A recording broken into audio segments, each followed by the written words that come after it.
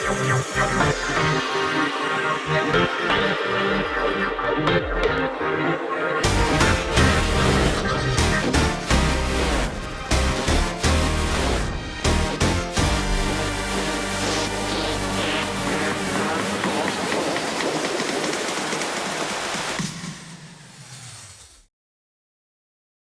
morning, Knights. It's time to stand for the pledge.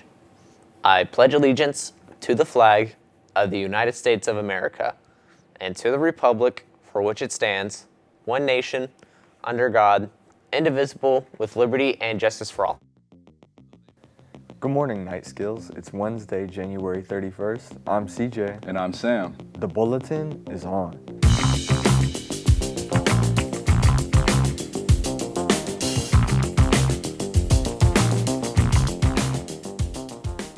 Boys varsity basketball played an exciting game last night against Bainbridge, defeating the Spartans 66-49. Leading scorers were Trenton Bulmer with 21 and Jalen Davis with 20. Way to go, Knights. Tryouts for baseball start on Monday, February 26th, to help students get ready for the season. Open gym will take place at the Old East High Gym. Every Monday and Friday from 3 to 4:15 p.m., athletes should also consider joining speed school every Tuesday and Thursday after school from 2:30 to 4 p.m. until the season starts. If you are interested in trying out, you will need to make sure your final form's taken care of before the first day of tryouts on February 26th. See Coach Els or Coach Nielsen if you have any questions. Also, stay up to date with changing information by visiting Coach Nielsen in room 310. He will help you join the Baseball Remind group. Juniors and seniors, the free Level Up Financial Literacy for Teens event begins in February. Sessions take place on the 21st and 28th of February, plus the 27th of March. Scan the QR code to enroll. All students who complete all of the sessions will earn a $200 checking and savings account. Seniors, now is the time to complete your financial aid form if you're applying to any type of college. Assistance is available in the financial aid home base during night skills. Get your night skills work done and then request a pass to room 231 or 405, the library or career center to get help you need with FAFSA or WAFSA form or scholarship applications.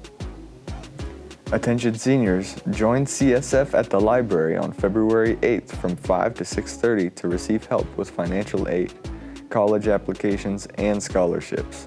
Free dinner will be provided and there will be a raffle for those who attend. The prizes will include CSF swag, $25 gift card, and AirPods. AirPods, y'all. The wellness team at BHS is promoting mental wellness during January. Check out today's video.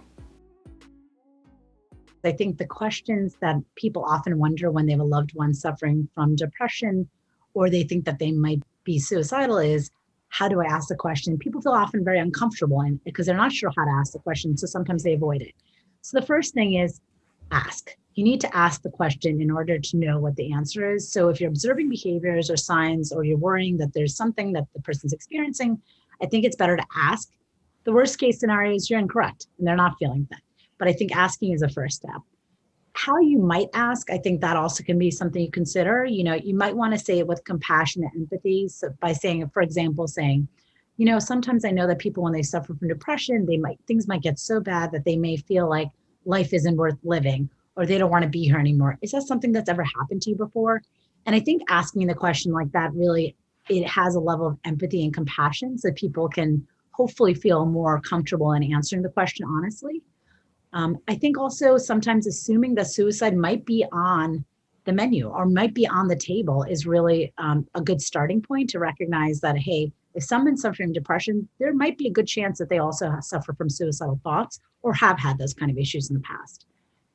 Using direct language, asking directly, like I said. And then I think also another tip I would give is that going into the conversation with knowing the resources. So if you're going to be asking the question, you might get an answer that then may surprise you or you may alarm you and you don't know what to do with that information. So I think coming with a toolkit of, hey, these are the numbers or resources or places that I could potentially help this person and provide them with is really important, because I think you might ask the question and then not know what to do with it. And with suicide, especially, or suicidal ideation, you really need to help that person in that moment, potentially. So I think just knowing the resources in advance would be really, really smart. If you are seeking someone to talk to, please consider talking to Miss Maddie in room 252G, or you could reach out to Miss Jackson in room 253. Miss Brigitte is also available in room 208 in the counseling office, or any of the other counselors as well. Do you shop at the student store?